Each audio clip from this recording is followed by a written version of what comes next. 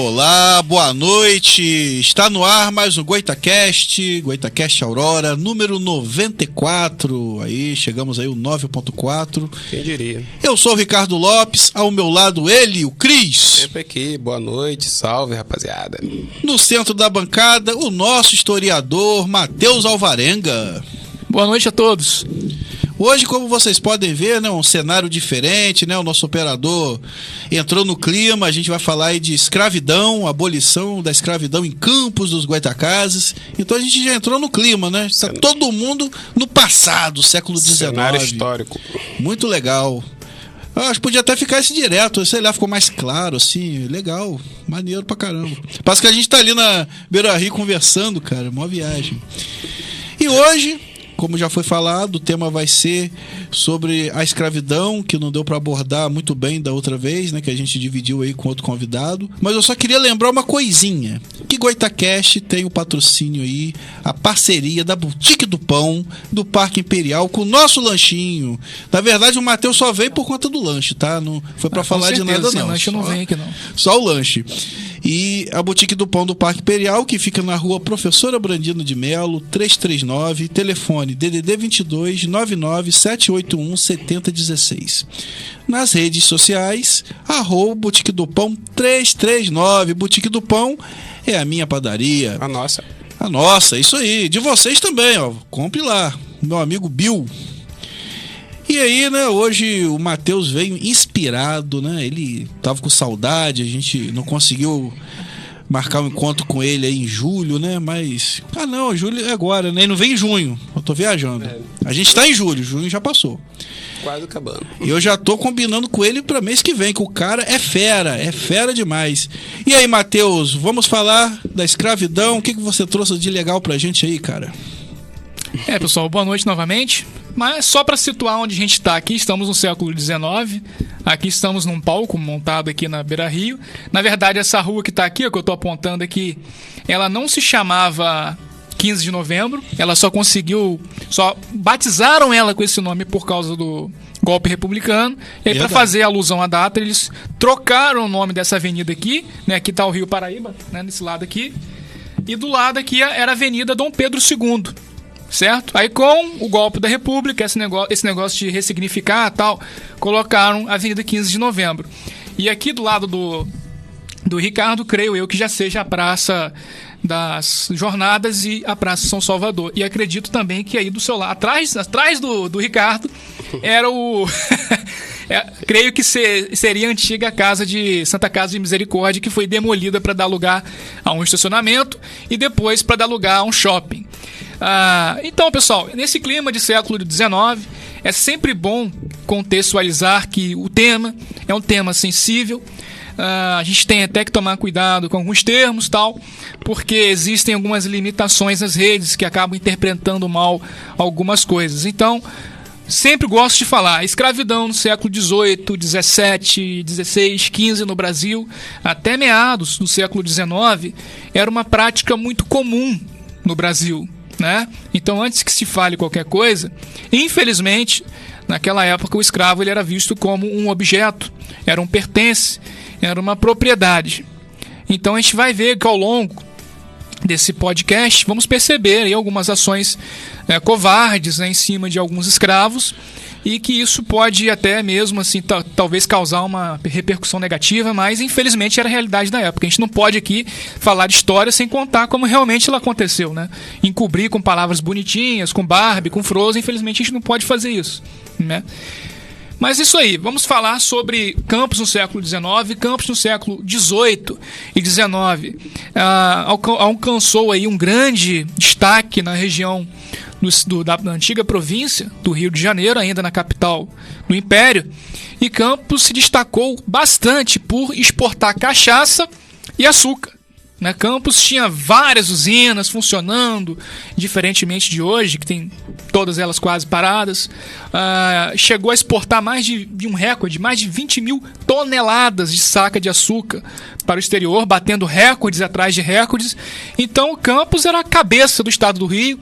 Inclusive, chegou-se a cogitar Ainda no século XIX, depois no começo do século XX, a transferência da capital do Rio de Janeiro para Campos, né, devido à sua influência. Que no caso, né, só acrescentando, seria a capital do Brasil, né? Não, seria a capital do estado mesmo, Estado. da província. A capital do Brasil continuaria ali. Tô de recuperação. Continuaria sendo o Rio de Janeiro, mas por quê? Porque aqui era um local de grande fartura no açúcar, era uma grande praça comercial, a proximidade que Campos tem com Minas Gerais, com o Espírito Santo, facilitava também o comércio e as negociações. Maior cidade do estado. Isso, era a maior cidade, tinha... Nossa, Campos era muito maior do que era hoje, né? Algumas, como exemplo, Itaperuna, essas cidades que hoje são emancipadas, pertenciam a Campos. Então você imagina o tamanho desse monstro. Até hoje é grande, né? Campos fazia fronteira com Minas, então, né? Quase. Porque Itaperuna chega quase ali em Minas. Isso eu não sei se fazia, mas provavelmente se não fazia, se aproximava disso, né? E aí, segundo reinado, Dom Pedro II no poder, a classe senhoral estabelecida no Brasil, obviamente que Campos, por ter diversos engenhos, né, infelizmente tinha muita mão de obra escrava. Inclusive, a maior mão de obra escrava que tinha, a quantidade que me refiro, ficava do lado de lá. Ó. Esse lado aqui, ó. Não, de Cris, lá do outro lado do rio, que era onde era chamada o distrito de Santo Antônio de Guarulhos. Hoje é comumente chamado de Guarulhos. Escravidão era do meu lado, não entendi nada. Eu também moro lá. Então, nesse lado, né, de Guarulhos, aqui estava a maior concentração de mão de obra escrava. Alguns livros, alguns historiadores dizem que por volta de 54%, 55% estava tudo do lado de lá. E pro lado de cá, né, do lado do nosso ilustre Ricardo, estava aí a classe média, vamos dizer assim, os profissionais liberais, professores, comerciantes, alguns barões, como por exemplo o Barão da Lagoa Dourada, do Liceu.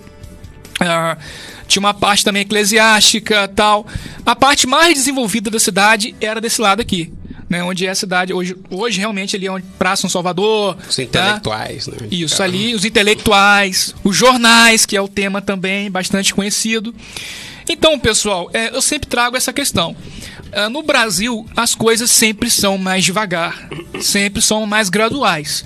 No nosso caso, muito em razão, eu culpo principalmente uma cultura que foi herdada dos portugueses, a questão da prática da escravidão. Os brasileiros tiveram dificuldades em se desvencilhar dessa mão de obra, como até, por exemplo, nos Estados Unidos eles tiveram e acabaram entrando em guerra. Aqui não teve guerra por causa disso, mas beirou muitas vezes a isso. E a necessidade de mão de obra escrava, anexada às grandes fazendas, às grandes lavouras, acabaram por não diminuir a procura da mão de obra escrava, acabou por aumentar, né, de maneira absurda. Do Brasil colonial ao imperial, há um salto muito grande de africanos vindos para cá. Ao ponto que já falei no outro programa, né, sobre a questão dos ingleses, começaram a cobrar soluções para acabar com isso aqui, quer dizer, pelo menos no Atlântico, e Campos não se diferenciava disso. Acontece que, por volta de 1840, 50, vou dizer melhor assim, 1850 para frente, o que vai acontecer? É uma transformação social. O que era visto como comum, como tranquilo, escravidão, você tem um escravo, já começa a ser questionado por valores cristãos, por valores morais, éticos. Isso acaba entrando na sociedade, mas especialmente na classe média, entre professores, advogados, médicos, que começa ali um processo de desintoxicação do Brasil com essa escravidão impregnada. Claro que isso não aconteceria de maneira pacífica. Houve muito problema, porque o Brasil tinha uma classe dominante, uma classe senhoral. O imperador, ele era cercado por essa classe senhoral. Portanto, o imperador tinha algumas convicções, como por exemplo a escravidão, como um empecilho para o progresso do Brasil. Isso é claro na historiografia do imperador Dom Pedro II. Só que ele era cercado, não estou falando defesa de Dom Pedro II, não, estou falando fato. Ele era cercado por essa classe senhoral.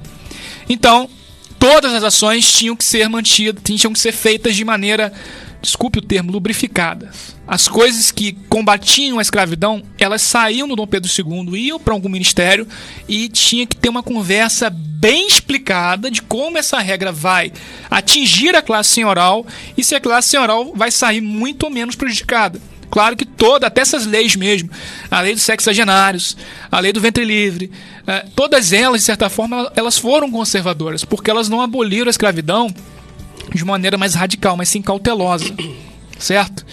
E aí, quando essa classe média nova chega e se esbarra com esse cenário, aí eu vou pedir até o Josiel, se possível, para colocar a imagem do jornal. Acho que é a terceira imagem que eu mandei para o nosso amigo José, o operador. Começa a surgir os jornais, mas esse jornal em específico, ele surgiu lá para esse jornal aí, 25 de março.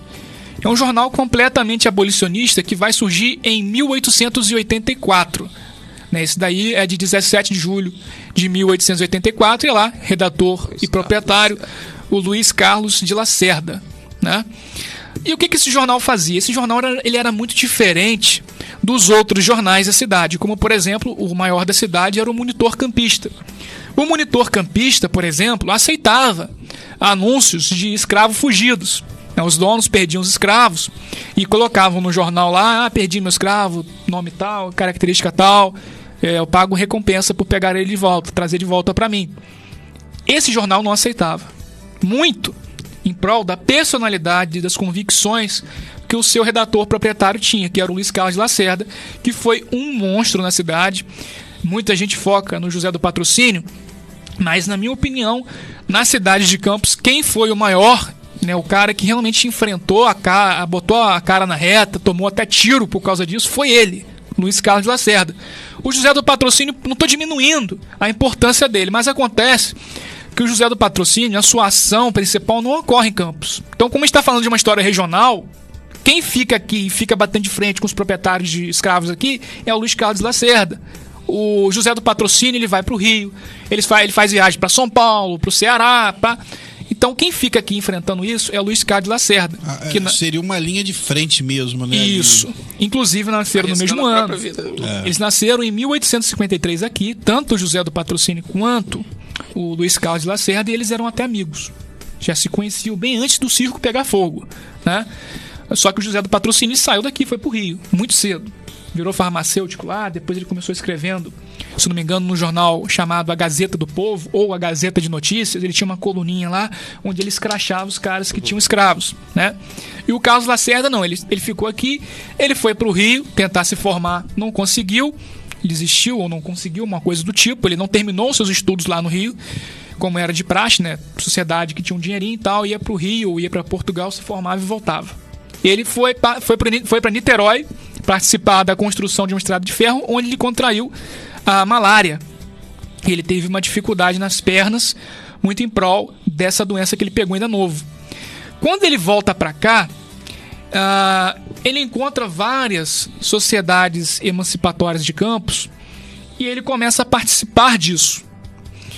A diferença é que quando ele cria sua própria sociedade abolicionista, que levava o nome dele, o Clube Abolicionista Luiz Carlos de Lacerda, era diferente desses outros grupos emancipatórios. Por quê? Qual era a diferença? Por exemplo, um que era mantido pelo doutor Herédia de Sá, ele trazia recursos para poder se pagar alforrias. Pegava dinheiro, tal, juntava ali e libertava, sei lá, uns 15, 20 escravos nas suas sessões. Essa sociedade criada pelo Luiz Carlos de Lacerda era diferente. Por quê? Ela era mais radical. Então, as pessoas que participavam, os amigos dele, entrava dentro de fazenda, sequestrava escravos. Libertava na marra. Né? Então, era a atuação diferente. E o Luiz Carlos de Lacerda, ele, por exemplo, depois disso que ele participou da criação de várias sociedades emancipatórias, ele criou esse jornal. Esse jornal ele tem um cunho diferente, porque tinha concorrência do Monitor Campista, mas ele falava coisas que o Monitor Campista não falava, porque ele era completamente abolicionista, como eu te falei. Então ele não aceitava coisas que defendiam a escravidão. nesse jornal era só artigo esculachando o chefe de polícia, falando mal de proprietário de escravos. Então, cara, uma imprensa completamente, legitimamente verdadeira, né? Um caso que você não vê hoje em dia. É difícil você ver uma imprensa desvencilhada. Até ele atacava também, já a princesa Isabel questionava também, batia de frente com o poder imperial, batia de frente com o poder senhoral, batia de frente com todo mundo, não tinha limite para esse cara, né? Mídia independente, né? Era a mídia independente da época, né? E a classe média apoiava ali esse jornal. Só que a importância desse jornal era tanta que começou a incomodar os proprietários de terra da região. Porque, além disso, ele fazia o quê? A maioria das pessoas de Campos, falo com propriedade isso, não sabia ler nem escrever. Boa parte, né? Então, como que um jornal faria tanta diferença na vida dessas pessoas? Alguém tinha que pegar essas letras e transformar em verbo, em palavras, né? Então aconteciam esses encontros, tipo os meetings em teatro. Tinha um teatro muito antigo na época chamado Império, né? E a maioria dessas discussões, dessas audiências, dessas palestras ocorriam lá e contava com a presença do povo. Uma coisa também que esse jornal fazia, por exemplo, tem um proprietário de terra lá, um fazendeiro que maltrata os seus escravos. Ele vai no jornal, coloca o nome do cara e fala o que o cara está fazendo com o escravo. Quando não isso, nesses meetings, nessas reuniões, que não reuniam poucas pessoas, assim, muitas, já chegou a reunir mais de 1.000 pessoas, né? Em Campos, naquela época não tinha essa população, que hoje é 500 mil.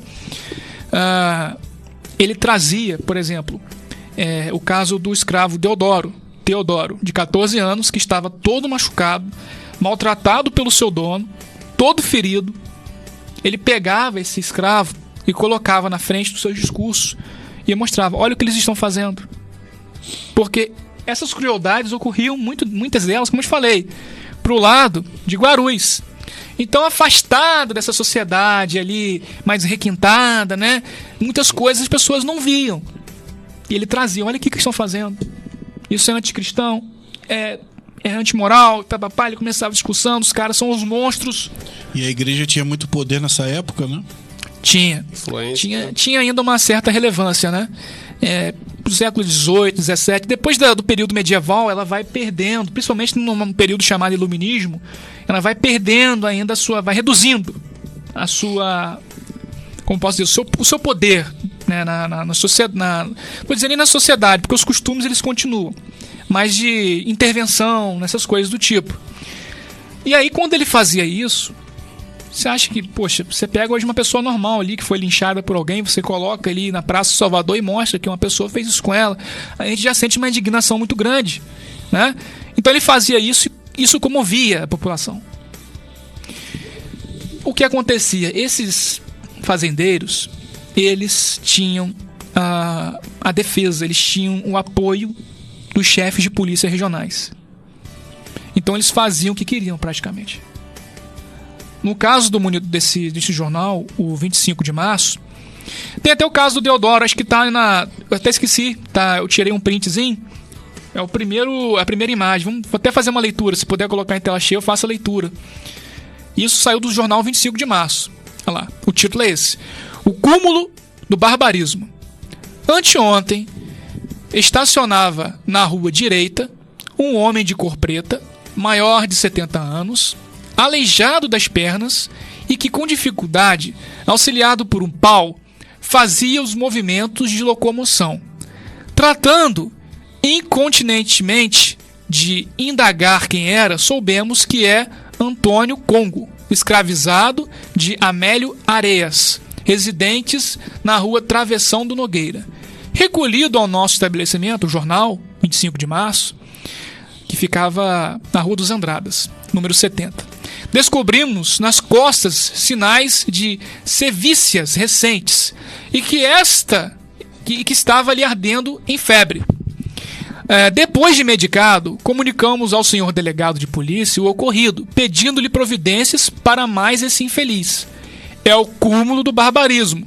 Aliado à mais requintada perversidade, surrar-se um pobre velho, maior de 70 anos e aleijado. Tão monstruoso atentado foi presenciado por um sem número de pessoas que, indignadas, protestaram contra tanta desumanidade. Aí o texto segue para finalizar. Olha aí, veja bem, eis aí o que são os escravocratas. A idade, o sexo, os inválidos, nada lhes merece o menor respeito, desde que pertença a essa maldita instituição que estabelece bárbaras e cruéis distinções, quando Deus, em nome da humanidade, pregou a igualdade de todos os homens. Surrar-se um aleijado maior de 70 anos é o cúmulo do barbarismo. Jornal 25 de março, 14 de agosto de 1884, na página 4. Então, o cara, para falar isso, por uma sociedade perigosa daquela, com homens que tinham poderes, o cara, ele tinha que ser, para não falar o palavrão, ele tinha que ser muito bom mesmo e corajoso. Na verdade, esse escravo, ele nem poderia ser escravo com 70 anos, né? Sim, acho que ali não se trata, talvez, de um escravo, mas por ele ser da cor negra, né? Ah, entendi.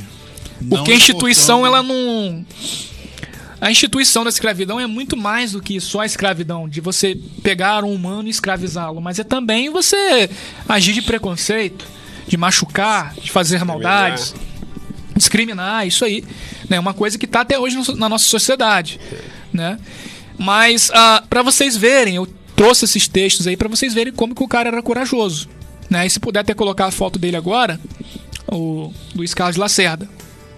Você imagina a vida de um escravo antigamente, né? O cara já nasceu escravo, vivia a vida toda passando por isso, cara, que vida, hein? E ele era trabalhado para aceitar aquilo até pela igreja, né? Que Deus quis que você nascesse assim, Deus quer que você seja escravo, aquela coisa, Deus quer. A instituição, a Igreja Católica, assim, eu não gosto muito de falar de instituição, porque as instituições, elas são feitas por pessoas. E pessoas cometem erros, né? Pessoas podem ser boas, pessoas podem ser ruins. E acredito eu que em cada instituição que firmou a nossa sociedade passaram homens ruins, né? Mas essa questão da Igreja Católica no passado, mas acredito que isso aí seja bem mais para trás, né? No período medieval, que se sustentava esse discurso, né? De que o escravo, ele tem que estar escravo mesmo e tal. Mas depois de um tempo, a humanidade, ela vai evoluindo, contudo, as instituições também vão, de certa forma, e vai mudando assim até chegar nos tempos de hoje, né? Hoje a Igreja Católica não tem como nem falar, né? Assim, hoje em dia ela promove o racismo, promove, né, essas coisas, porque elas passam por transformações, né? Reformas. Isso. Aí tem até a imagem do Luiz Carlos de Lacerda, e ele era tido assim, as pessoas descreviam ele como um homem corajoso, de bigode fino, não era bigode grosso, bigode fino, mas que tacava o terror, né? E olha aí, o Ricardo até confundiu com o Nilo Peçanha, né? Dá uns traços, né? Eu olhei de longe e eu sei que era o Nilo. Eu acho que todo mundo era meio parecido nessa época, né, cara? Tinha um padrão. Quase todo homem tinha bigode, mulher só quando portuguesa, né? Sim. Aí, pessoal, se vocês acham que a classe senhoral assistiria isso quietinhos, vocês estão muito enganados, né? O que aconteceu nessa época? Épocas remotas de campos, épocas que a sociedade campista era ativa.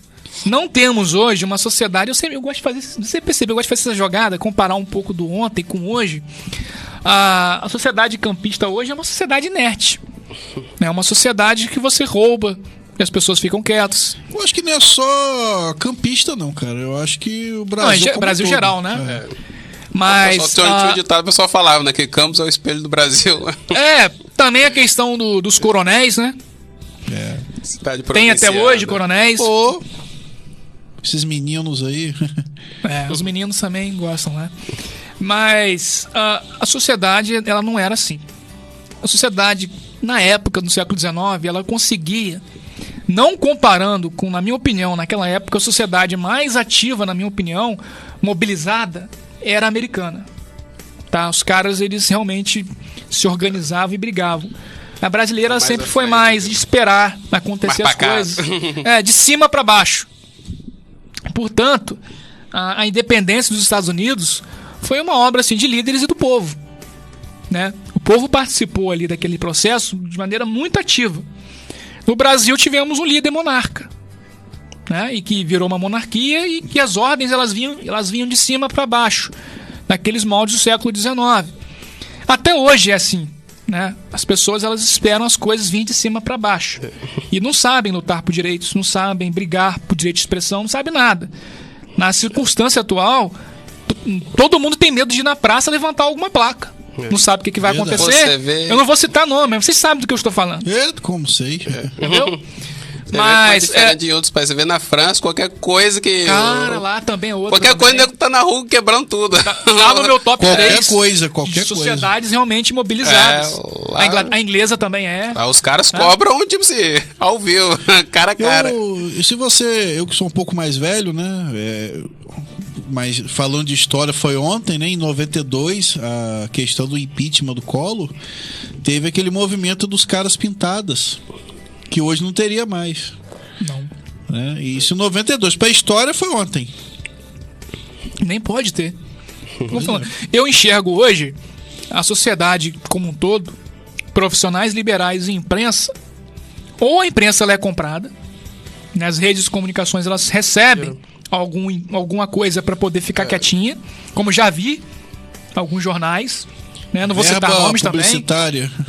Tinha um jornal aí que adorava fazer pintar. Não vou citar nomes, um líder aqui. E percebe-se claramente, né? Porque enquanto o jornal fica fazendo matérias para defender um governo, você fica assim, pô, o cara só fala bem, não fala mal. Né? Que imprensa é essa? Alguns poucos anos atrás tinham dois jornais que era até engraçado.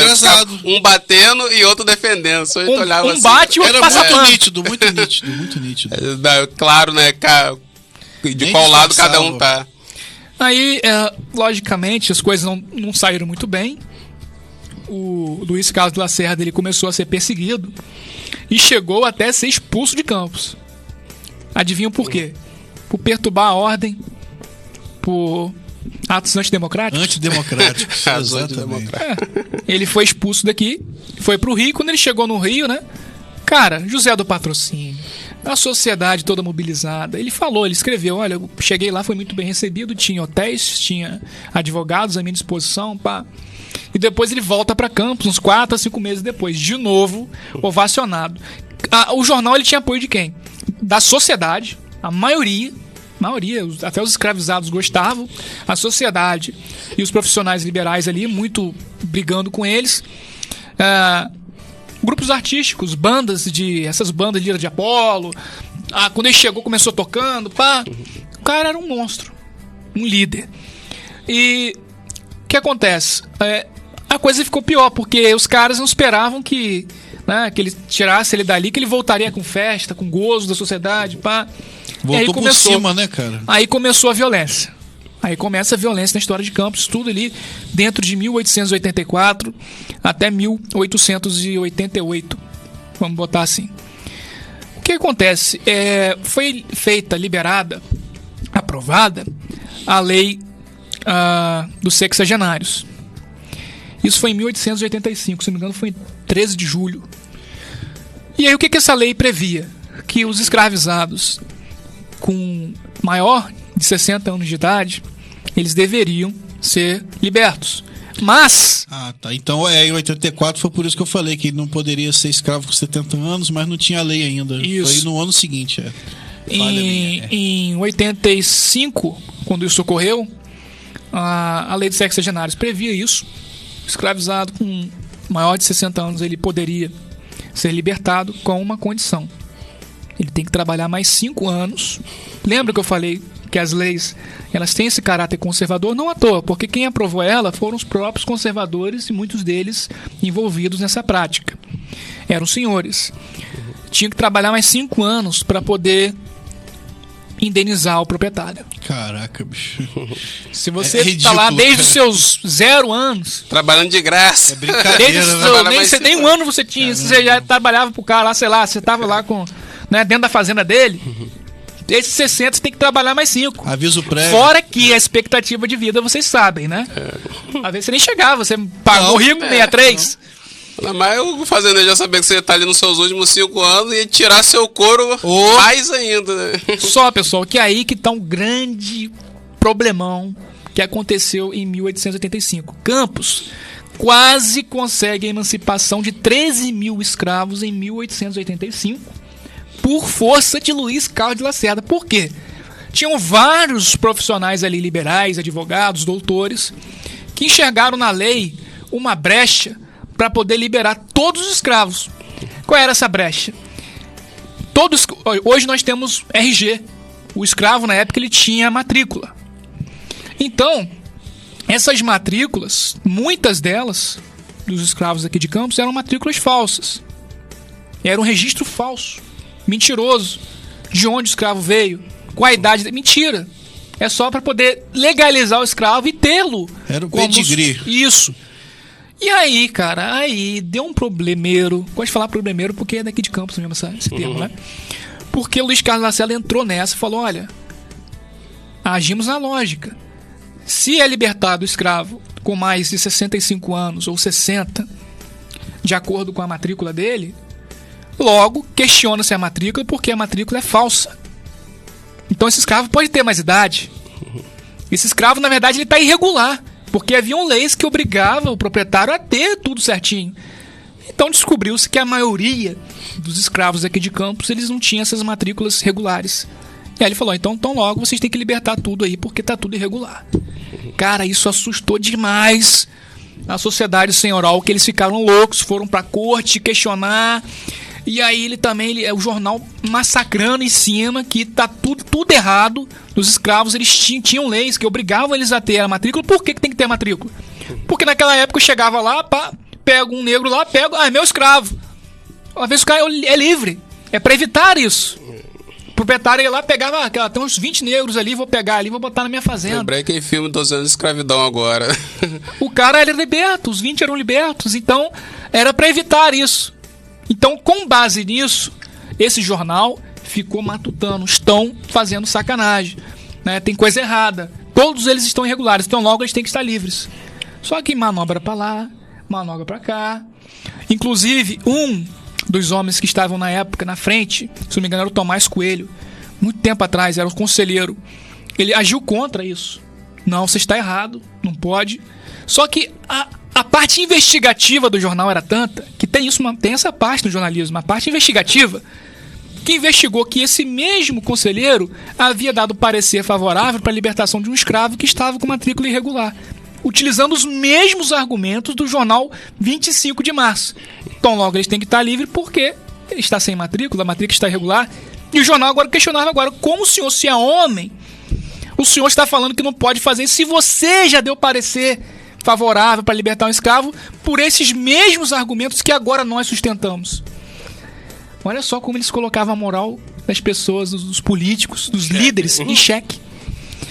E o que aconteceu? O governo foi e forçou a barra. Não, também quem está com matrícula irregular também tá tudo escravizado. Vai continuar na mesma condição.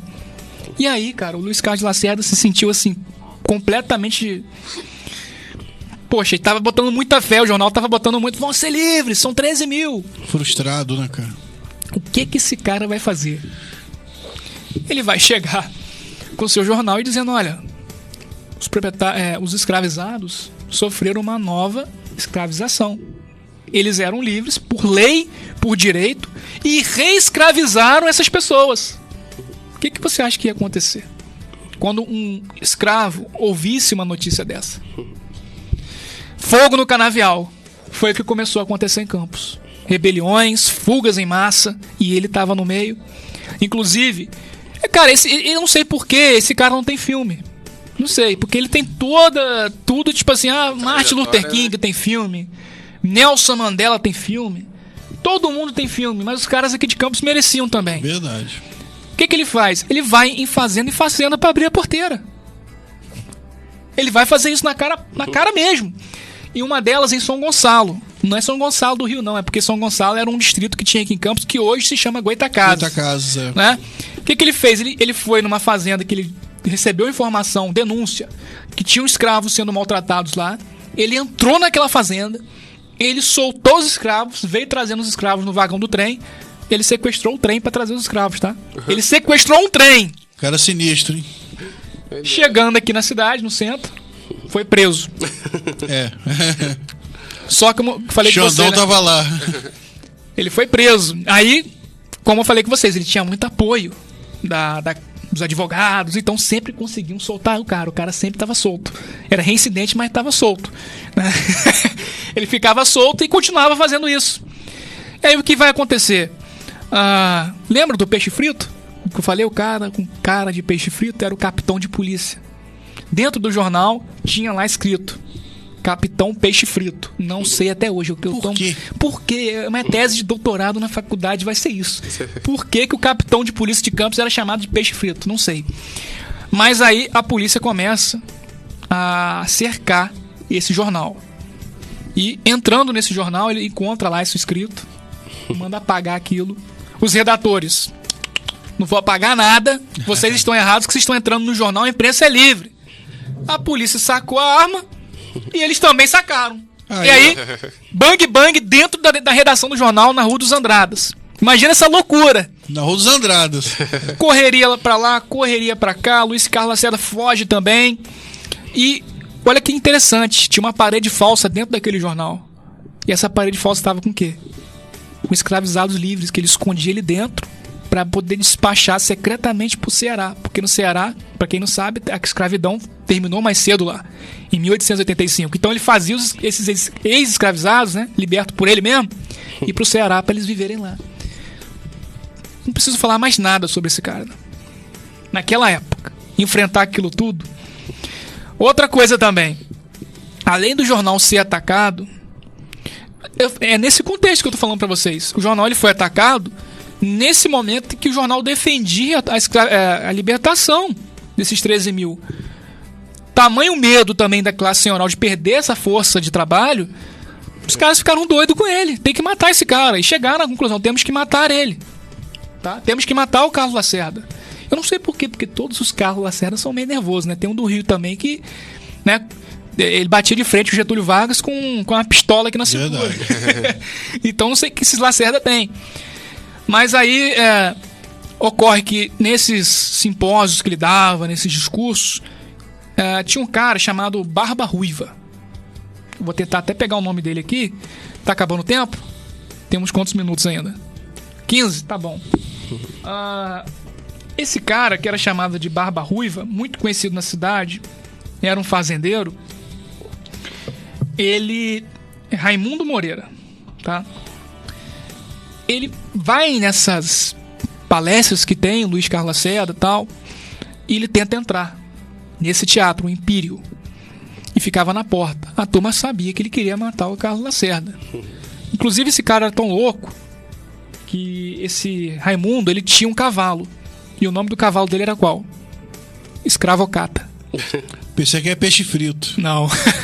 Escravocrata era o nome do cavalo do cara. Daí dá pra você ter noção da mentalidade desse rapaz. Ele tentou invadir, não conseguiu. Não sei se foi ele, tal, nas narrativas eu não sei, não fala. Mas aconteceu que teve um apagão nesse teatro. Eles tentaram invadir e começou um tiroteio. Naquela época as pessoas também tinham armas, né? Então tiro pra lá, tiro pra cá. Ele tentou assassinar o Luiz Carlos Lacerda. Por quê? Ele viu um cara, se tiver como colocar a imagem do Luiz Carlos de novo, pra eu poder narrar certinho o que aconteceu. Ele tava querendo matar quem? O Luiz Carlos Lacerda, que é esse bigodudo aí. Ele encontrou um outro bigodudo no meio da confusão.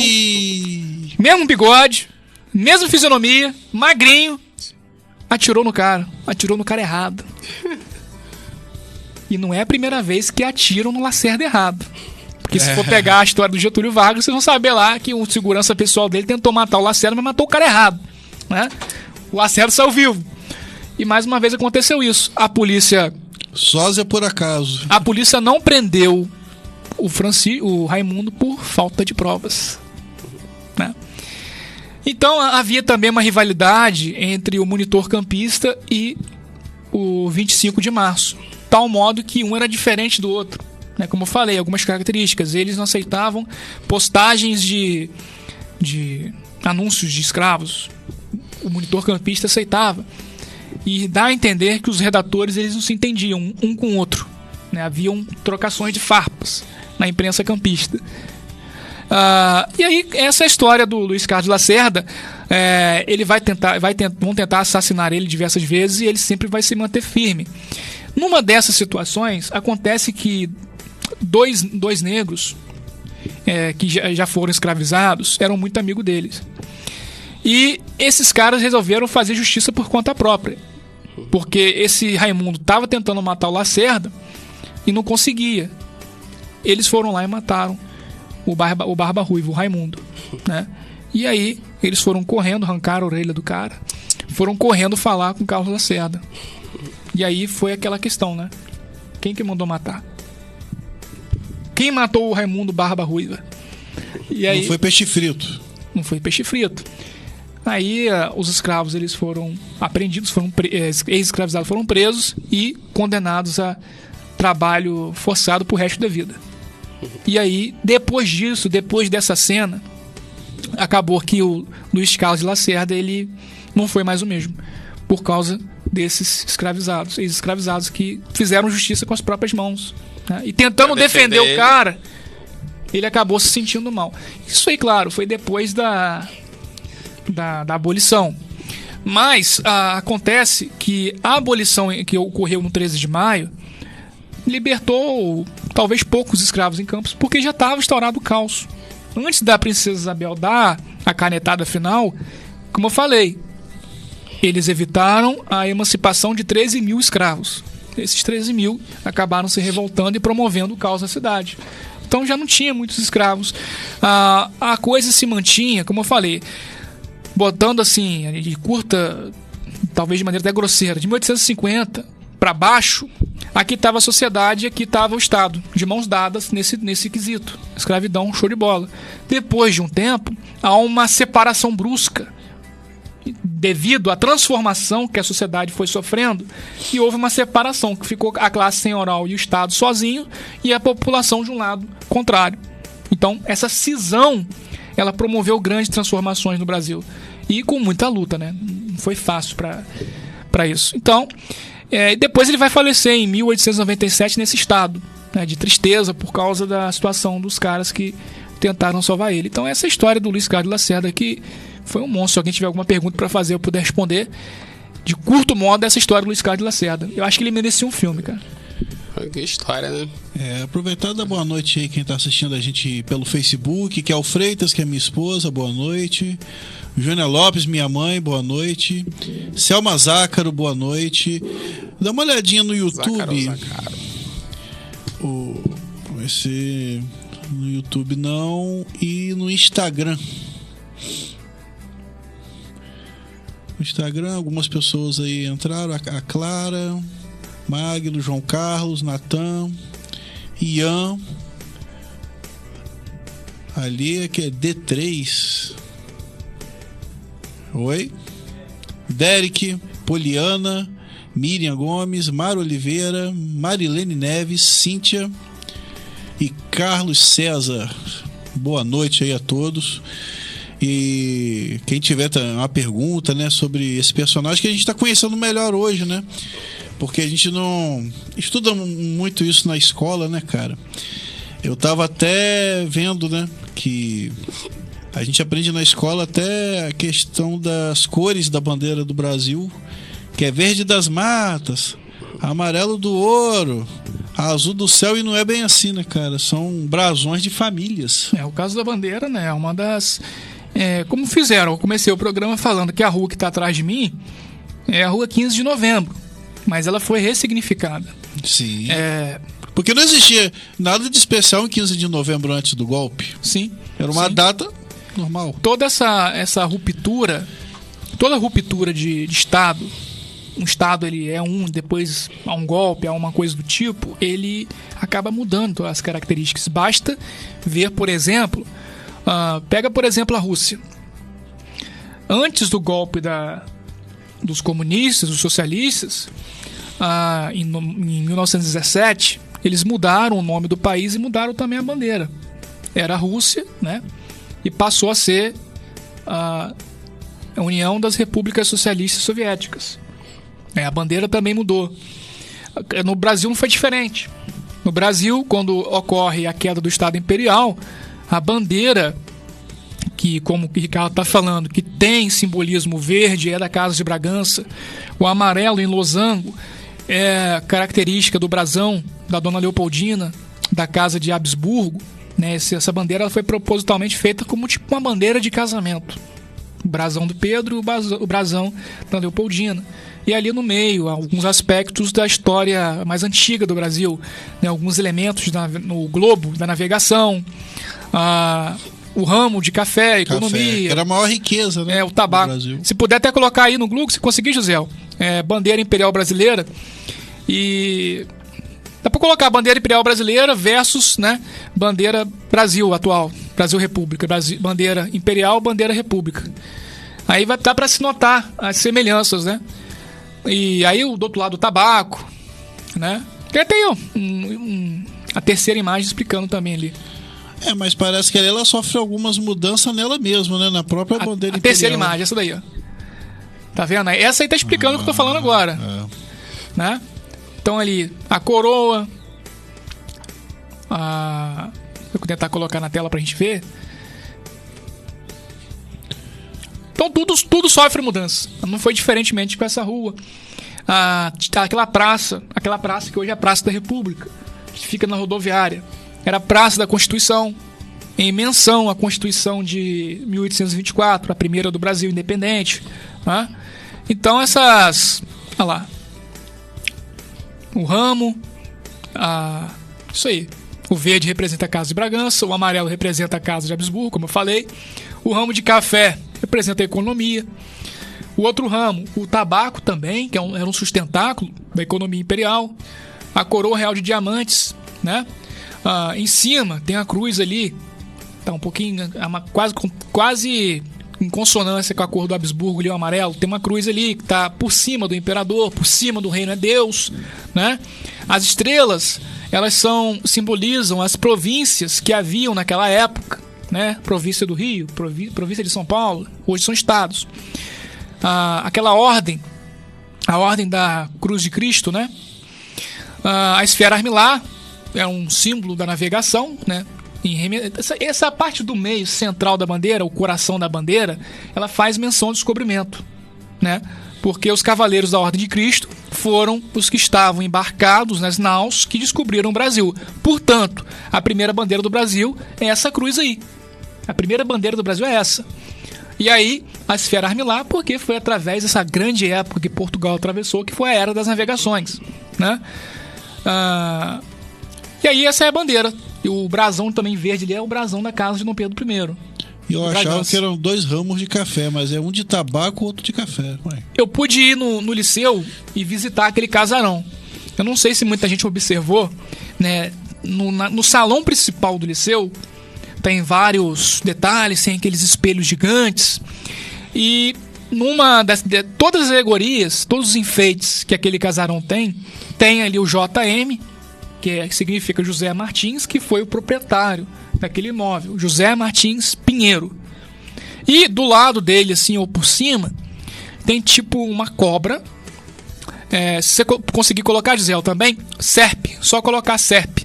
Ou trono imperial brasileiro, pode colocar trono imperial, que dá pra ver também. E tá bem pequeno, cara, que eu tive que olhar de perto pra ver aquilo. Era uma serpe. A serpe, ela é um animal místico. Lá, dá pra ver. Essa primeira dá pra ver. Por cima do trono ali do imperador Dom Pedro II, Dom Pedro II tem uma serpe, que é um animal que é uma mistura, é um animal místico, que ele tem corpo de serpente, tem asas de dragão, também tem cabeça de dragão. É uma mistura, é um animal híbrido. E esse animal, ele era o protetor, o guardião, protetor simbólico dos Braganças. Quem são os Braganças? São os antigos reis de Portugal, né? Que vêm numa linhagem até chegar no Dom Pedro II. Então tem um simbolismo muito forte nesse trono imperial brasileiro. Olha lá, esse aí, aquele animal que tá lá em cima, tá vendo? É verdade, é. Isso, e o José é fera, olha aí. O cara é fera. O cara é fera, um monstro. E ali, o animal está por cima. Por que ele está por cima do trono?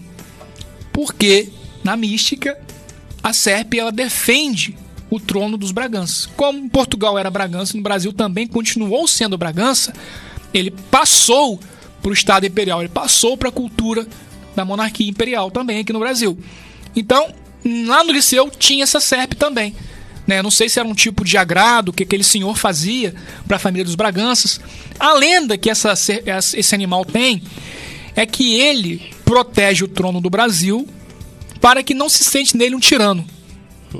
Nele se sentará, a lenda, né, o primogênito, o imperador de direito do Brasil. Então, quem guarda o trono é esse animal.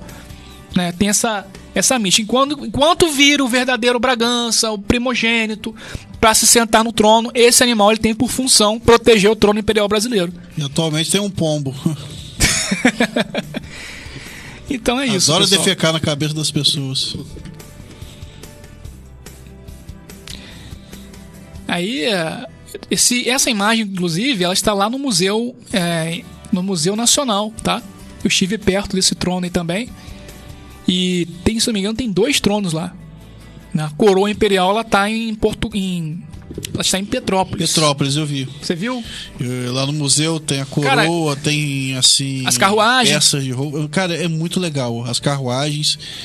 Cara, que riqueza, cara. Que detalhe. Era tudo muito bem feito, né, Sim, cara? aí você pega um ponto interessante para finalizar esses minutos finais. A República, não é porque eu faço defesas de algumas pautas consideradas monárquicas que eu vou atacar injustamente o regime que se sucedeu posteriormente. A República, ela chega no Brasil com crise de identidade gravíssima, porque não tinha Brasil República, nunca existiu. O Brasil, desde 1500, mesmo com um rei lá no outro lado do oceano, era monarquia, governado por um vice-rei que ficava no solo brasileiro, depois de um tempo. Então, o povo... Eu li um artigo também, recentemente, que o povo, quando viu as naus de Dom João VI chegando, cara, o povo tava louco por ver o rei chegando com a corte, isso no Rio de Janeiro, né? E o pessoal ficou louco ali, alucinado, pessoas querendo ver o rei, cadê o rei? Porque, o cara tá lá do outro lado. E isso nunca aconteceu em nenhuma história de nenhum outro país. O quê? De um rei largar, sair do seu país, sede, vamos botar a metrópole, como coloco, e ir para uma colônia. Isso nunca existiu. Só no Brasil. Então, por que a América Hispânica se separou em vários países? Questionam-se até hoje os historiadores. Talvez pela falta da presença do rei. Quando Dom João VI chega aqui, que foi um outro monstro também na história, ele consegue unir um território que estava tendo crise de separação. Como eu falo, né? Quando eu dou aulas de Império do Brasil, o Brasil, ele não tinha uma unidade como hoje tem. Por exemplo, se chegar um navio inglês e tacar uma bomba no Rio, garanto a você que o Brasil todo vai se unir para poder resolver esse problema. Na época, não. Tinha rixa com Bahia, tinha rixa, cada um com os problemas. Então, quando o rei chega, ele consegue centralizar e manter o território. Unificar, de qual forma? Na espada também já teve que defender, entrar em territórios que estavam em rebelião e cortar através da força, mas conseguiu manter. Você já imaginou se você fosse para Salvador e tivesse que pagar um passaporte, tirar um passaporte para você ir para um outro país? Caramba. Que loucura, já parou para pensar nisso? Então você olha para o lado, o brasileiro tem que ter orgulho disso. Olha para o lado e vê os outros países. O Peru, desse tamanho. A Argentina... É grande. O Peru, desse tamanho. Não que eu tenha visto. A Colômbia, continua. Pequena também. Assim, em termos de comparação com o Brasil, é um monstro. O Chile, um pedaço fininho, um filete. A borda foi só do continente. A bordinha. O Uruguai se separou do Brasil, né, na época. Pequeno. E aqui é um monstro. De língua portuguesa ainda, onde o resto do continente fala espanhol. Então o brasileiro, às vezes, ele tem que ter um certo tipo de pensar. Nossa, estamos num país gigante, nós devemos valorizar isso tudo, né? E não retroagir com as coisas que foram conquistadas com sangue, né? Com independência, com democracia, com liberdade. São valores que o brasileiro não deveria abrir mão. Mas que, com 2 bananas e uma paçoca, as coisas estão mudando, né? Infelizmente. Acontece também, né? O povo não conhece a própria história. Isso. É verdade. E hoje, né, o tempo voa. voou de uma forma assustadora. Estamos chegando a mais um final de GoitaCast. Quero agradecer aí ao grande Matheus Alvarenga, nosso historiador. É muito legal, né, cara? A gente aprender coisas que a escola não ensina, né? A escola sempre ensina que Dom João VI era um bundão. E não foi bem assim, né? Comedor de coxinha. Exatamente. Aí bota lá nos quintos dos infernos, que bota ele como um bundão e tal. E a história tem essas coisas, infelizmente. E é bom falar com quem sabe, né? Com quem pesquisa. A gente tá aprendendo ainda, né? A gente pesquisa, aprende todo dia, né? Tá sempre buscando. Em movimento. Né? Por isso que sempre temos aí história nítida no GoitaCast. A maioria tá vendo o jogo do Flamengo, mas vai vai ficar disponível no YouTube. Gabigol não vai lutar por você, não. E é isso. Até quarta.